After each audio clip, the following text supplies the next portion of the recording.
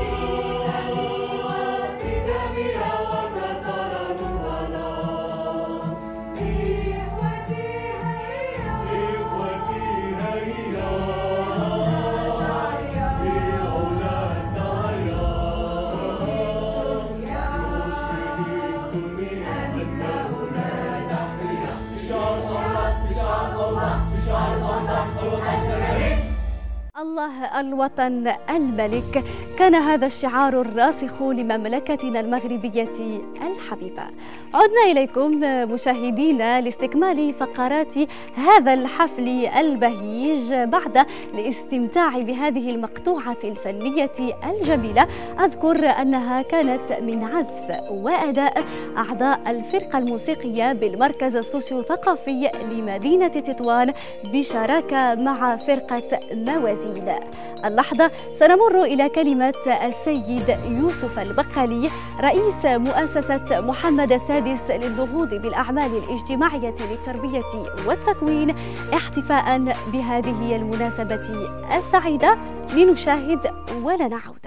بسم الله الرحمن الرحيم. السلام عليكم ورحمة الله تعالى وبركاته. أعزائي المشاهدين ومنخرطي مؤسسة محمد السادس في كل مكان، أهلا وسهلا بكم. يشرفني أن يتجدد لقاؤنا السنوي بكم اليوم في هذه النسخة المميزة من حفل منحة استحقاق، والتي تقام لأول مرة بصيغة إلكترونية نظرا للظروف الاستثنائية التي تعيشها بلادنا والعالم أجمع. في البداية وقبل كل شيء أود أن أحيي وأنوه بالجهود التي قامت بها وما زالت تقوم بها وزارة التربية الوطنية، وعلى رأسها وزيرها السيد سعيد أمزازي، وبجانبه كل المسؤولين والأطر والأساتذة على الصعيد الوطني، وذلك من أجل ضمان السير العادي للموسم الدراسي رغم الصعوبات التي نتجت عن انتشار الجائحة. وإن كانت هذه الظروف قد أبانت عن حجم التحديات التي تواجه منظومة التربية والتكوين، فهي أيضاً برهنت على حس المسؤولية والوطنية لدى جميع العاملين في هذا القطاع الحيوي.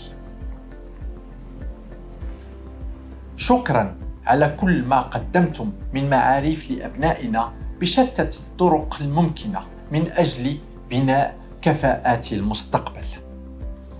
أوجه شكري وتحياتي أيضاً للآباء والأمهات الذين لعبوا دوراً هاماً في نجاح التعليم عن بعد.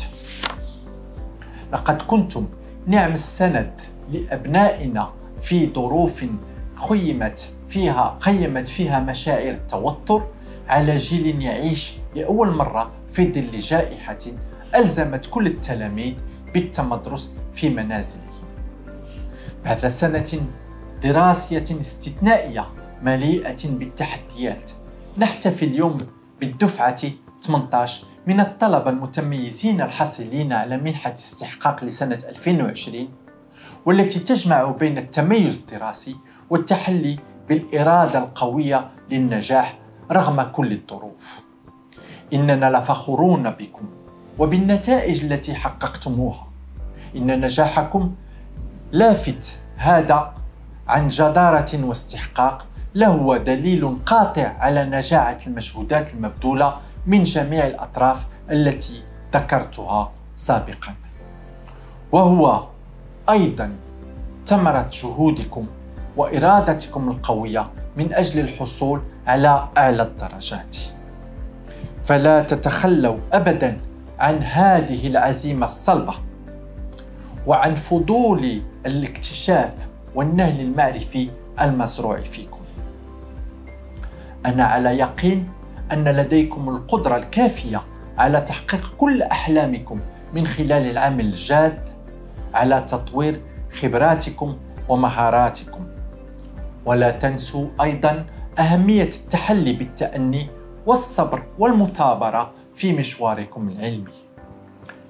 في الختام أجدد لكم تهاني باسمي الشخصي وباسم اللجنة المديرية للمؤسسة لحصولكم على منحة الاستحقاق، وأتمنى أن تستمتعوا بباقي فقرات هذا الحفل، وبالتوفيق وشكراً. شكرا لسيد يوسف البقالي على هذا الخطاب المؤثر. فعلا العمل الجاد لا بد أن يوصل صاحبه إلى مقامات ومراتب عليا. الآن مشاهدينا الكرام ندعوكم إلى مشاهدة هذه التصريحات التي جلبناها لكم، وهي تخص طلبة متوجين بمنحة استحقاق خلال الدورات السابقة استطاعوا البصمة على مسار مهني ودراسي متميز. لنتابع. Majid, 26 ans, originaire de Bini Mellal. J'ai obtenu mon baccalauréat en 2012, option sciences et technologies de l'ingénieur.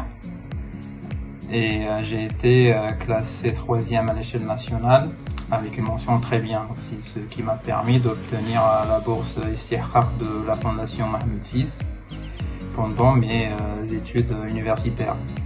Après le bac, j'ai intégré les classes préparatoires option TSI, toujours à Bini Mellal, donc pour après rejoindre l'école Mohammedia d'ingénieur à Rabat pour un cursus de 3 ans en génie civil, option bâtiment pont et chaussée.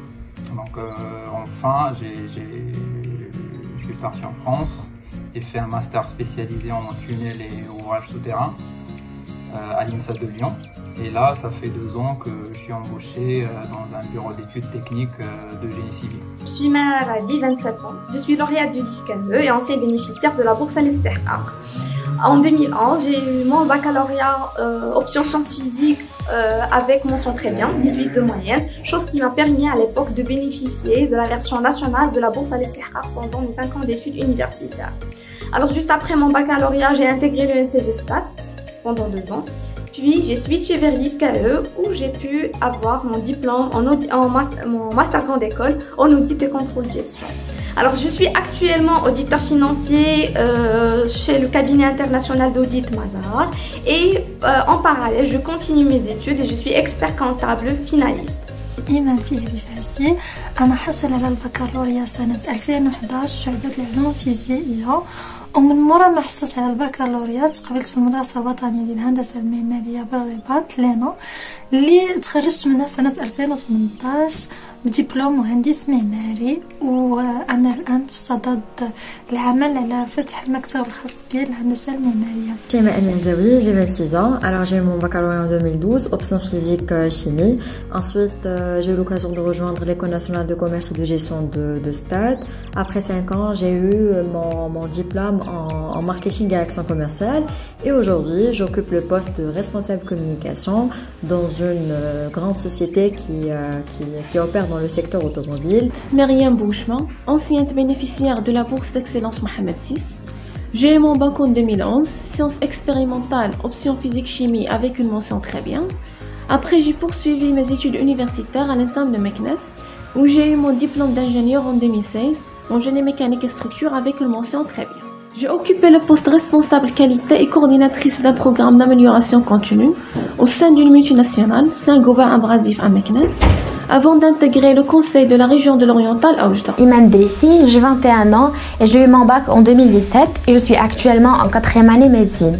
Donc j'ai eu la chance et l'honneur d'être parmi les nombreux étudiants qui ont pu bénéficier de la bourse Istihqaq qui est fournie par la Fondation Mohamed VI et donc j'ai décidé de continuer et de faire médecine. Mohamed Ayoub, j'ai 27 ans. J'ai eu mon baccalauréat en 2012, série sciences économiques au lycée public Khawarizmi à Esfi.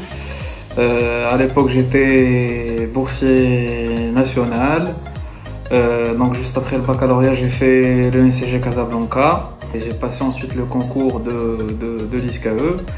وكنصيحة كنعطي الجميع المقبلين على الدراسات العليا أو اللي في السنة الأولى السنة الثانية أنهم يستغلوا الفترة ديال الدراسة أحسن استغلال ما يخليوهاش دوز يعني بلا ما يستافدوا منها يعني حيت 3 سنين ولا 5 سنين غمض عينيك حلاها هي دازت فاستغلوها للماكسيموم بوسيبل باش انكم تلقاو الحاجه اللي عندكم فيها الشغف كبير بزاف واللي عندكم طاقه ليها يعني حاولوا تقلبوا على الشغف ديالكم وحتى التخصص اللي نتوما كدرسوه حاولوا تعمقوا فيه اكثر واكثر وانتوما كتقراو اي حاجه جديده في الدومين تعلموها. كان دي وركشوب كانوا مثلا شي لقاءات محاضرات اي حاجه يعني حاولوا انكم تستغلوا الفرصه. Si j'ai un conseil à vous donner, ça serait de vivre chaque moment comme il le faut. Aimez ce que vous êtes en train de faire quel que soit le domaine. Certes, c'est très important d'avoir des bonnes notes. Néanmoins, ayez de la patience en ce qui concerne vos études. Participez aux activités parascolaires pour forger vos personnalités, mais bien sûr sans négliger vos études. Sinon, ce que j'aimerais dire à vous étudiants, donc accrochez-vous, cette année n'a pas été facile, mais ne lâchez rien. Sachez que la persévérance est la clé de la réussite.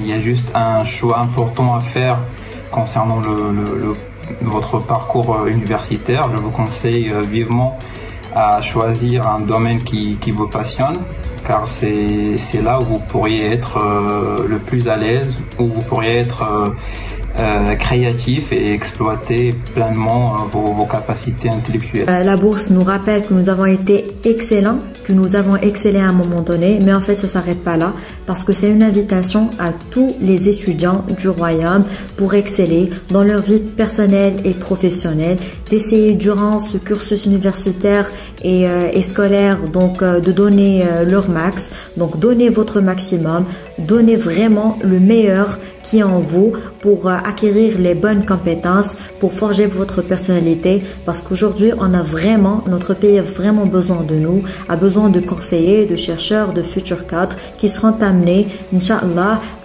à défendre notre cher pays. Voilà, je vous souhaite à toutes et à tous un excellent parcours universitaire, du courage et de la réussite, Inch'Allah.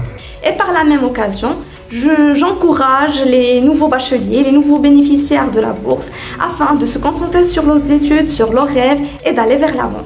Bon courage à tous. Félicitations, Jbarkallah alaikum. Je vous souhaite bon courage pour la suite. Vous êtes vraiment, puisque vous êtes là, c'est que vous êtes parmi les meilleurs. Et vous êtes les meilleurs, donc juste continuez. Je vous remercie et je remercie aussi la Fondation Mohamed VI qui nous a permis d'atteindre plusieurs objectifs universitaires et aussi sur plusieurs plans.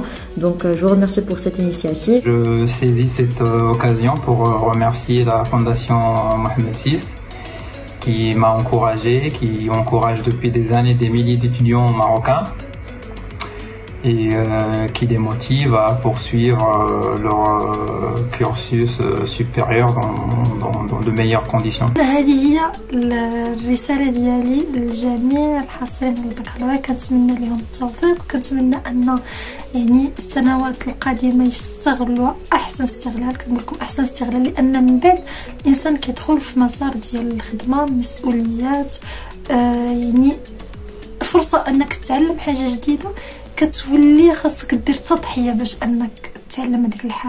Je profite de cette occasion pour remercier la Fondation Mohamed VI pour cette initiative. En effet, la bourse a constitué non seulement pour moi, mais pour tous les étudiants une source de motivation, puisque ça m'a garanti une indépendance financière qui m'a permis de couvrir tout type de dépenses dès mon jeune âge. Donc je profite de cette occasion pour passer mon remerciement à la Fondation Mohamed VI pour son aide, pour son soutien, pour son encouragement, parce que justement la bourse d'Istihqaq présente une aide financière très importante qui nous donne une certaine stabilité, une autonomie financière dont je suis très reconnaissante personnellement. Donc merci à vous. Et finalement, je vous souhaite bon courage et gardez toujours en tête que c'est votre vie, alors faites vos propres choix, c'est votre futur, construisez-le. إذن كانت هذه شهادات لبعض أبناء وبنات منخرطين الأعزاء الذين استفادوا من منحة استحقاق وأكملوا المسيرة في درب النجاح لتبوء أسمى وأرقى المناصب وأعلاها. فعلا تغمرنا مشاعر الفرح والفخر بما أنجزتم، ونتمنى أن يسير طلبة هذه الدورة المتوجين بمنحة استحقاق على خطاكم في تحقيق مزيد من البريق واللمعان في سماء الإنجازات المشرفة. مشاهدينا الأعزاء، اللحظة نصل إلى لحظة الإعلان عن أسماء المتوجين، ونعطي الكلمة لسيدة بشرى أشبلال مديرة قطب التربية والتكوين والثقافة لتقربنا من بعض إحصائيات هذه الدورة 18 من منحة استحقاق للتفوق الدراسي، وكذلك لنكتشف معها أسماء الطلبة الأوائل المتوجين على الصعيد الوطني. حيا بنا. بسم الله الرحمن الرحيم. السادة الأساتذة الكرام، أولياء أمور المحترمين، أعزائي الطلبة وأبناء منخرطي مؤسسة محمد السادس للنهوض بالأعمال الاجتماعية للتربية والتكوين، السلام عليكم ورحمة الله تعالى وبركاته. يشرفني أن أشارككم بدوري فرحتنا جميعا بالدفعة 18 من الطلبة المتميزين الحاصلين هذه السنة على منحة الاستحقاق بفضل الله وبفضل تفانيهم طيلة مسارهم الدراسي وبفضل مجهودات كل من أساتذتهم وأولياء أمورهم. نحتفل اليوم ب 2601 طالبة وطالب سيتلقى كل واحد منهم منحة دراسية قيمتها 30,000 درهم موزعة على 3 سنوات. وكباقي السنوات الماضية يمثل التلاميذ الحاصلون على البكالوريا في تخصصات علمية الجزء الأكبر من الممنوحين، وذلك بنسبة 98%. سيتابع 50% من هؤلاء الطلبة المتفوقين دراستهم العليا داخل الأقسام التحضيرية ومدارس المهندسين، بينما فضل النصف الآخر التوجه إلى كلية الطب والصيدلة والجامعات ومدارس التجارة. وكما العادة تمكنت 63% من بنات أسرة التربية والتكوين من تحقيق أعلى المعدلات والحصول على منحة الاستحقاق.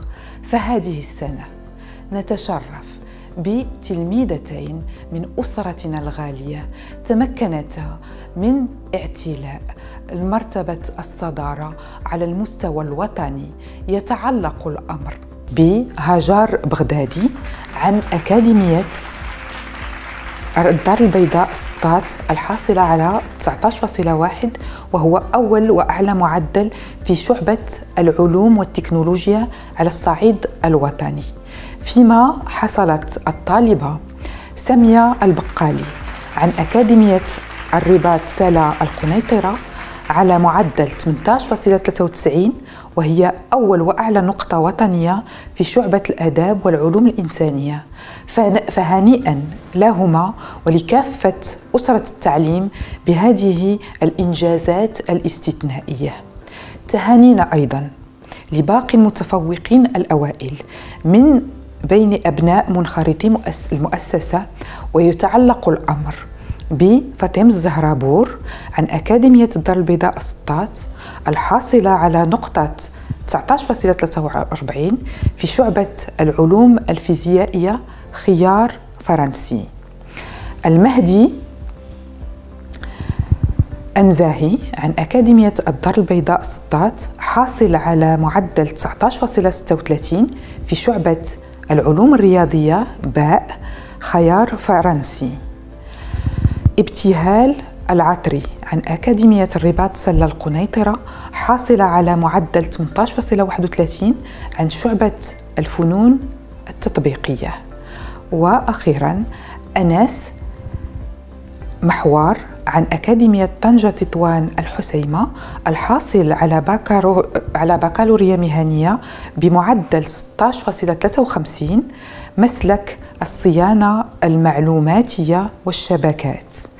أعزائي الطلبة، في ختام كلمتي هذه أجدد لكم التهاني وأتمنى لكم التوفيق والسداد بإذن الله، وشكرا. يمكنكم التفاعل معنا عن طريق الهاشتاج استحقاق 2020. شكرا للسيدة بشرى أشملال، وهنيئا لكل الطلبة الفائزين بهذه المنحة، وأذكر أنها تكون من نصيب كل أبناء المنخرطين الأعزاء لمؤسسة محمد السادس للنهوض بالأعمال الاجتماعية للتربية والتكوين الحاصلين على شهادة البكالوريا بامتياز كيفما كانت شعبتهم الدراسية. وصلنا اللحظة مشاهدينا إلى مرحلة الإعلان عن أسماء الطلبة الفائزين بمنحة استحقاق على الصعيد الجهوي، والتي سيشرف عليها السيد إبراهيم كجي مديرية التربية والتكوين بالمؤسسة. إليكم الكلمة السيد إبراهيم. شكرا لك مريم. قبل تقديم الطلبة الذين حصلوا على أعلى المعدلات في مختلف جهات المملكة، أود أن أهنئ بدوري جميع ممنوحي هذه السنة على ما أحرزوه من تفوق على الصعيد الوطني والجهوي ومزيد من التفوق إن شاء الله. نتعرف الآن على المعدلات المشرفة لأبنائنا على المستوى الجهوي، ونبدأ بجهة الرباط سلا القنيطرة، والتي سجلت 19.23 كأعلى معدل، والذي حصل عليه هبون زياد من شعبة العلوم التجريبية. في جهة الدار البيضاء سطات سجل أول معدل 19.43 في شعبة العلوم التجريبية، وهو من إنجاز الطالبة بور فاطمة الزهراء. في جهة فاس مكناس حصلت الطالبة كطابي فاطمة الزهراء على أول معدل 19.09 من شعبة العلوم التجريبية. بجهة مراكش أسفي جاء أول معدل جهوي من نصيب الطالب المرابط أمين 19.15 في شعبة العلوم الرياضية. بجهة طنجة تطوان الحسيمة أول معدل هو 19.17، وهو من إنجاز الطالبة شفيق هالة من شعبة العلوم الرياضية. بجهة سوس ماسة عادت المرتبة الأولى جهويا للطالبة هلالي وئام بمعدل 19.2 في شعبة العلوم التجريبية. في جهة الشرق جاءت الطالبة بالحرمة وصال الأولى بمعدل 19.14 في شعبة العلوم الرياضية.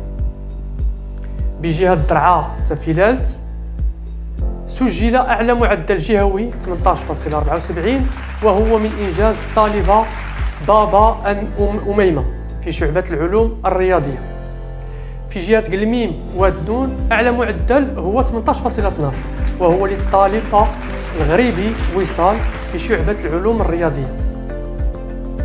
في جهة العيون الساقية الحمراء أعلى معدل هو 18.32 وهو للطالبة المجتهد حفصة في شعبة العلوم التجريبية.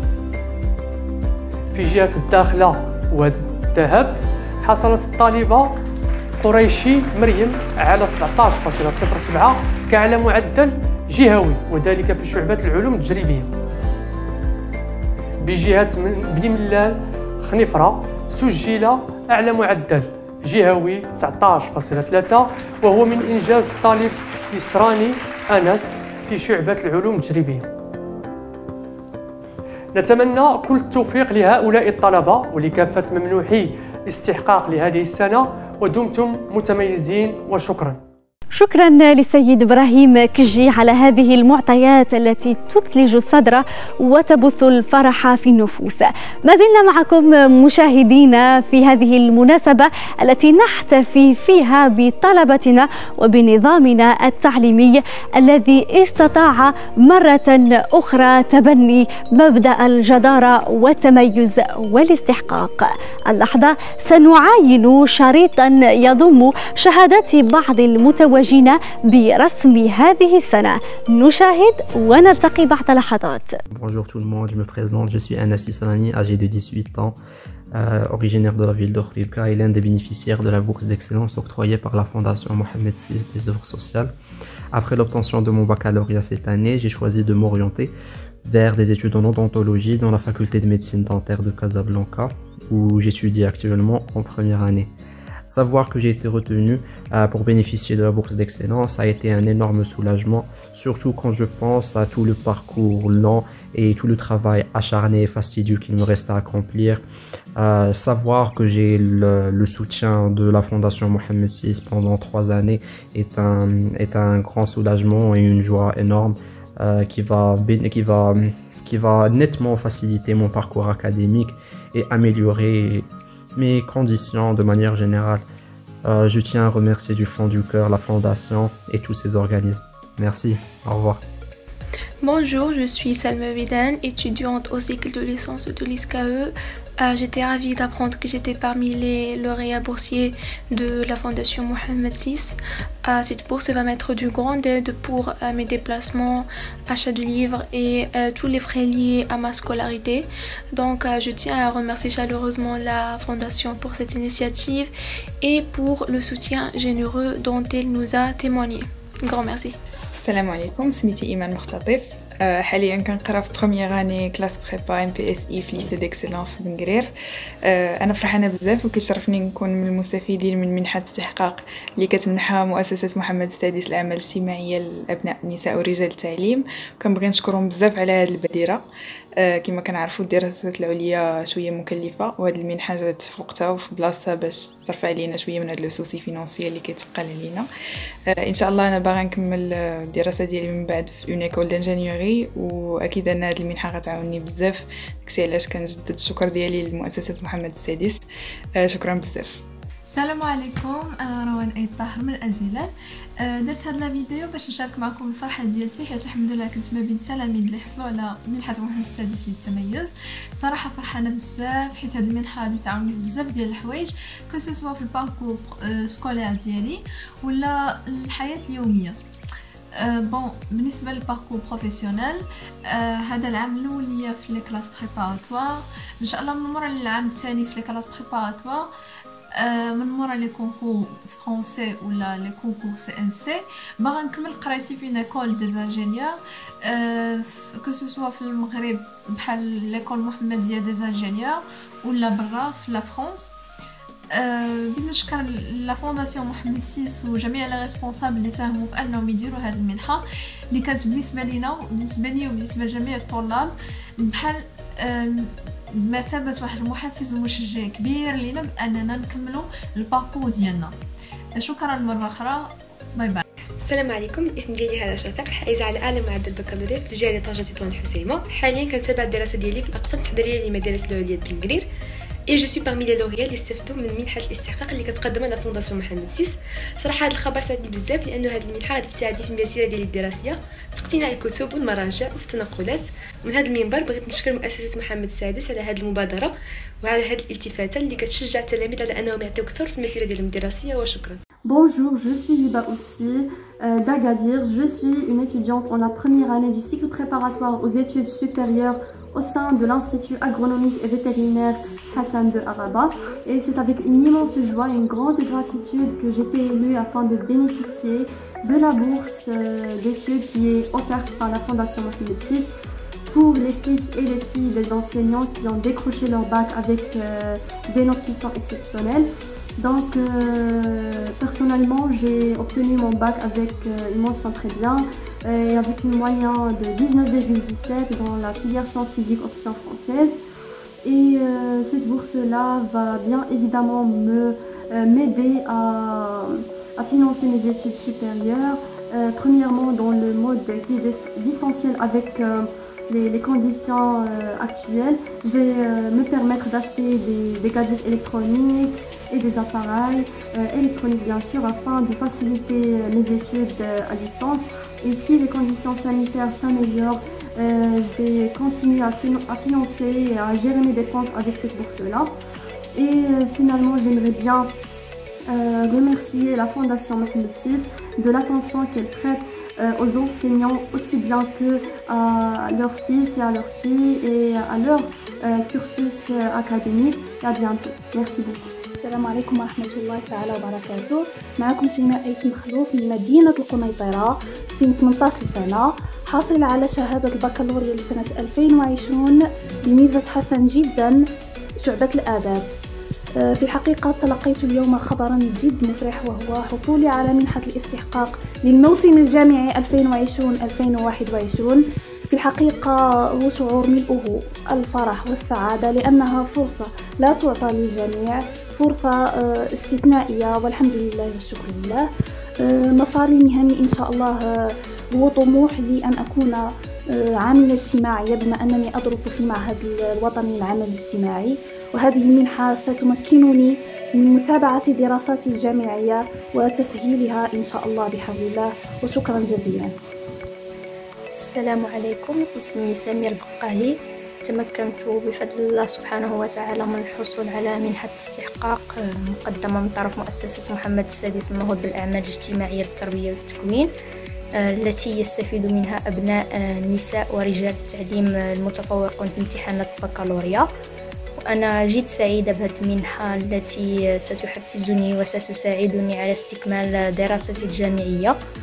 وبهذه المناسبة أتقدم الشكر الجزيل للقائمين على مؤسسة محمد السادس على دعمهم وتشجيعهم لثقافة التميز. Bonjour tout le monde, je m'appelle Mehdi Nezlahi, étudiant au lycée d'excellence de Bengri. Comme vous le savez tous, les études post-bac sont très coûteuses. Et par conséquent, plusieurs parents se trouvent obligés de sacrifier un tas d'obligations afin d'assurer les études de leurs enfants. Heureusement, ce n'est pas le cas pour nous, vu que nous bénéficierons de la bourse Istihqaq fournie par la Fondation Mohamed VI, qui nous sera vraiment très bénéfique, dans la mesure où elle représentera non seulement un moyen pour couvrir nos besoins scolaires, mais aussi un atout pour réussir, Inch'Allah. Ainsi, je tiens à remercier infiniment cette fondation pour son travail inestimable. Merci. Je m'appelle Nezar El-Misnaoui de Casablanca, la région Casablanca-Stade, et j'ai eu mon baccalauréat au titre de l'année 2020 avec une moyenne de 18,12, ce qui m'a permis de me rapprocher vers mon objectif d'être ingénieur-chercheur. La bourse scolaire Fondation Mohamed VI de promotion d'œuvres sociales, éducation, formation m'a octroyé me permettra de me concentrer davantage sur mes études et va m'alléger la vie vu qu'elle va couvrir mes frais de scolarité pour les 3 ans à venir.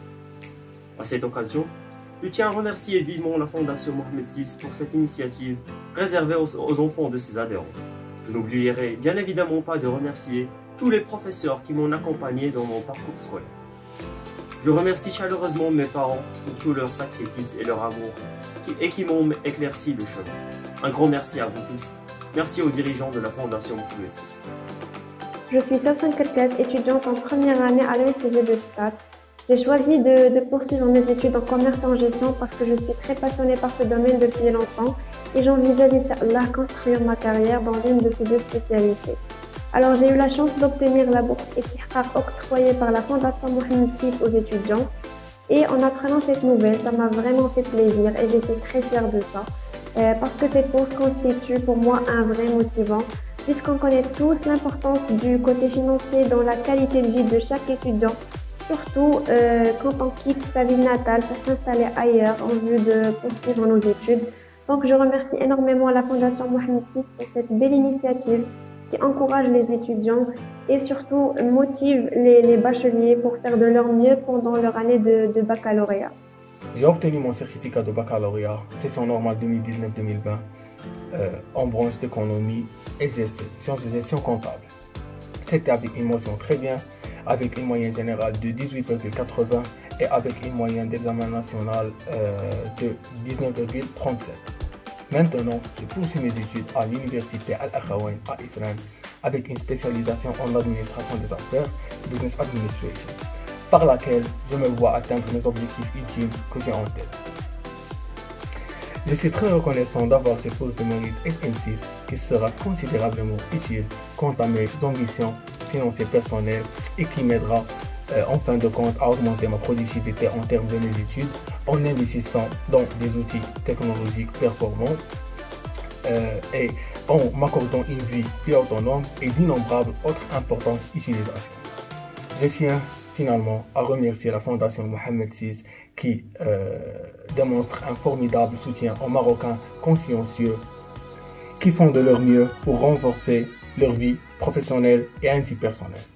Merci beaucoup. إلى هنا مشاهدينا الكرام نكون قد وصلنا إلى ختام هذا الحفل البهيج. ندعوكم إلى كتابة آرائكم ومقترحاتكم في تعليق أسفل الفيديو. لا تنسوا أيضا مشاركة هذا البث المباشر مع زملائكم وأصدقائكم وآبائكم المنخرطين الأعزاء. هنيئا لكم بما حققه أبناؤنا من نجاح وتميز وتفوق، وأكيد مشاركة هذا الفيديو مع كل من فاتته الفرصة لمتابعته. أما أنتم طلبتنا الأعزاء فلا تنسوا التفاعل مع هذا الحفل الخاص بكم والموجه إليكم من خلال هاشتاج استحقاق 2020.